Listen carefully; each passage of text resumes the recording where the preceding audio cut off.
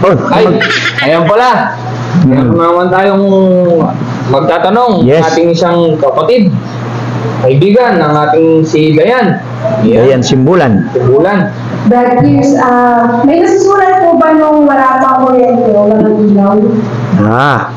Ang tanong ni kapatid na Dayan Simbulan kung may nasusulat ba anong ginagamit ng tao noong wala pang kuryente.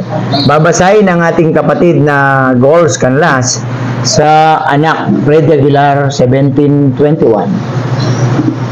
Nung isilang ka sa mundong ito, Oo, nung isilang ka, kasi matagal na yun, no? laking tuwa ng magulang mo, Siyempre. at ang kamay nila ang iyong ilaw. Oh, kamay lang nila, no? Ang yung ilaw. Dahil wala pang ilaw nun. Okay, alien? At yan, muli magtatanong ang ating kapatid na si Moira. Brad Pierce, may nasusulat po ba tungkol sa gatas na panis? Okay, no?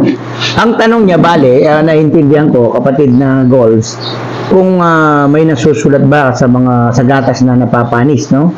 Sa gatas ng ina. Sige. O, sabi dito, at sa gabi napupuyat ang iyong nanay sa pagtimpla ng gatas mo. Yan, tinitimpla talaga yan, baka iba yung lasa, no?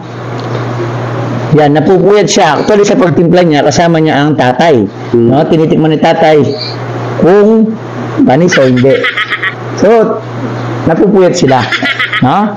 Yan. Yes!